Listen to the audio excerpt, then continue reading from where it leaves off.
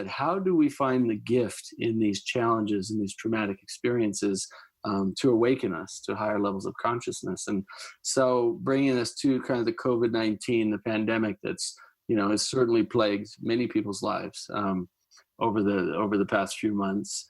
How can we start to look at this as a gift? Where's the silver lining in all of this for people?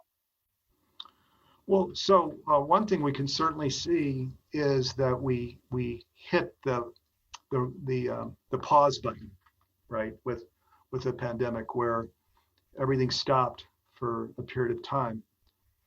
Cars were parked, ships were docked, planes were left idle. So a big pause button. Now, a pause button is okay. It's stopping a lot of the unconscious activity, unconscious world.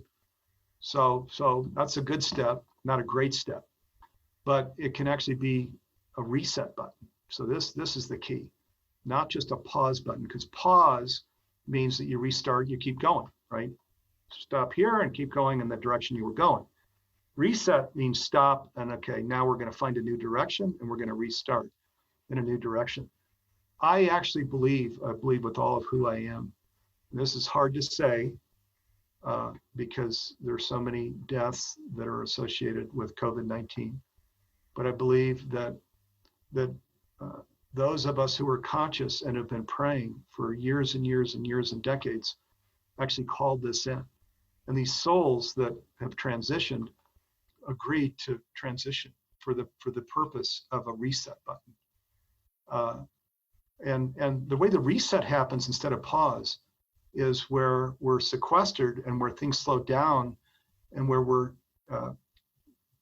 more thoughtful and more considerate of things because things have stopped and slowed down.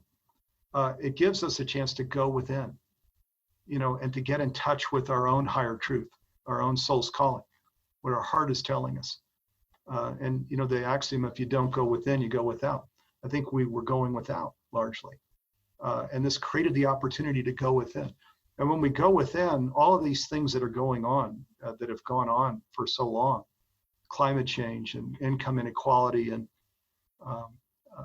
just the people all over the world that live on so little money and have so little job opportunity and so on, that we can create this new direction, understand that it really never was about, look at nature. Nature doesn't, as Jesus said, back in his day, nature's flying around and doing its things, and lilies are sitting in a pond and so on.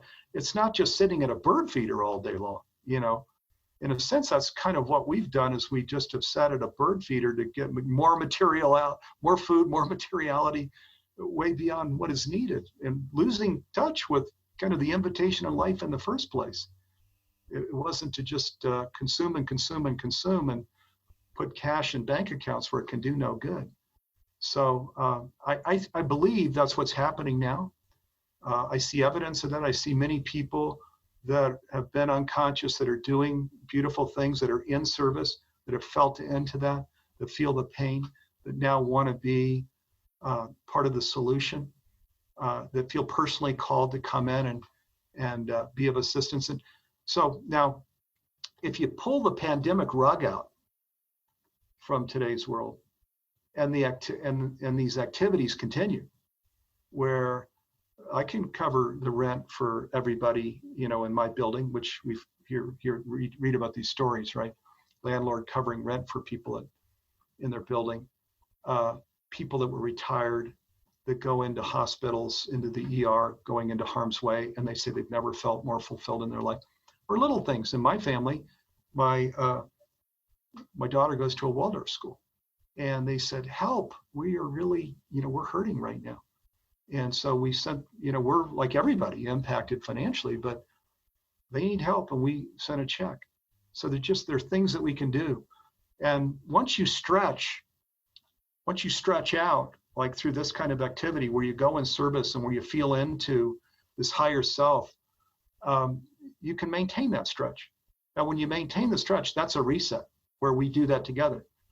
We stretch out, we find ourselves more in our higher self place, we find ourselves actually more fulfilled, and we just keep that stretch where we do that together, voila, that's planetary awakening.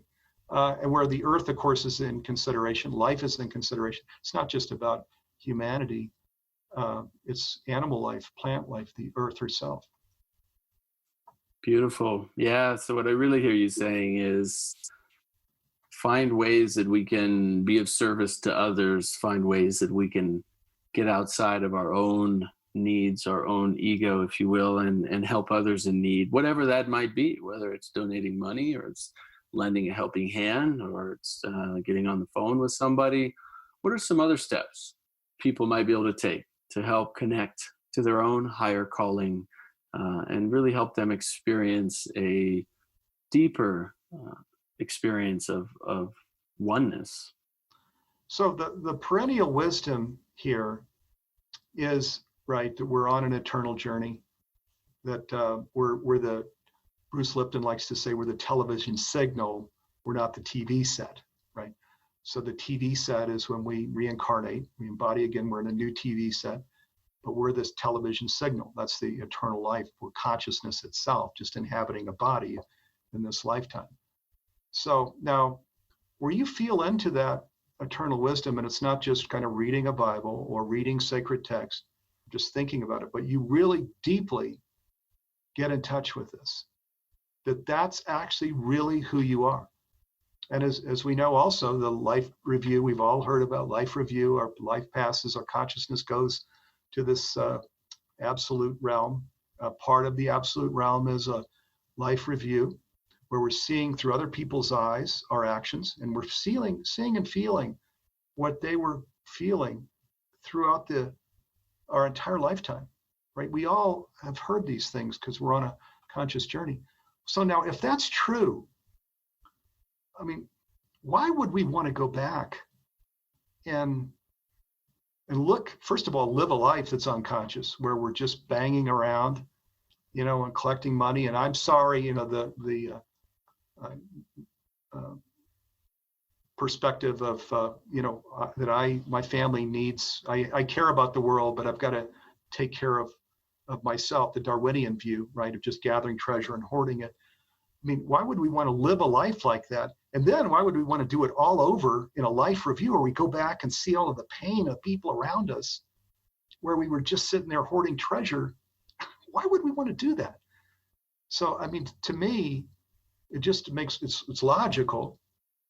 It only makes sense if we just spend a little time thinking about that we turn the whole thing around, and we'd say, well, I'm here, man, I'm going to do everything I can to just be an expression of the one.